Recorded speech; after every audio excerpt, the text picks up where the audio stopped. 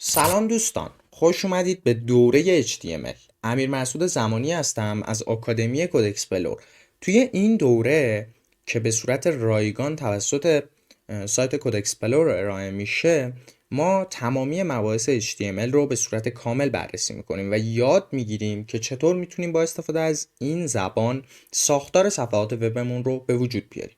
از جمله مواردی که به بررسیش توی این دوره میپردازیم تگ های مختلف HTML هستش. در واقع اینکه ما چطور بتونیم تصاویر رو داخل صفحات وبمون قرار بدیم، از دکمه ها استفاده کنیم و حتی موارد دیگه ای که وجود داره، همه رو با همدیگه توی این دوره یاد میگیریم که چطور ازشون استفاده کنیم و ساختار صفحات وب رو به وجود بیاریم.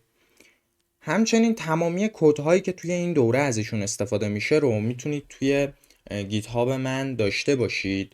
کافیه که به ریپازیتوری HTML توتوریال مراجعه کنید داخل گیت هابم و از اونجا تمامی کدهایی که توی جلسات مختلف این دوره با هم دیگه ازشون استفاده میکنیم رو داشته باشید. حالا ممکنه برای مرور یا هر مورد دیگه‌ای بهشون نیاز داشته باشید و بهتره که در واقع به این شکل بهشون دسترسی داشته باشید.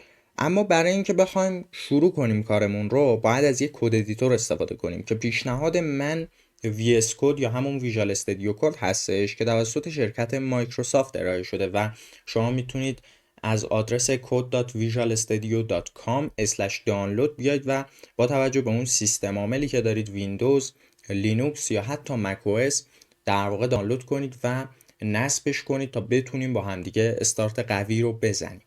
اما اگر بلد نیستید که چطور این کد ادیتور رو نصب کنید، ما یک مقاله رو داخل سایت داریم که میتونید بهش مراجعه کنید و از اونجا مشکلتون رو حل کنید تا به راحتی بتونید در واقع نصبش کنید روی سیستم عامل خودتون، با توجه به اینکه حالا سیستم عاملتون میتونه ویندوز باشه، لینوکس یا مک او اس باشه.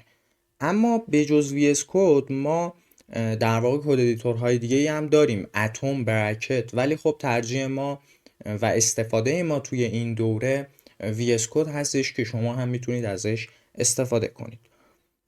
خب بریم و توی ویدیوی بعدی استارت قوی رو بزنیم با همدیگه و یاد بگیریم که در واقع با استفاده از HTML چطور میتونیم بیایم اون اسکلت بندی صفحات وب رو به وجود بیاریم.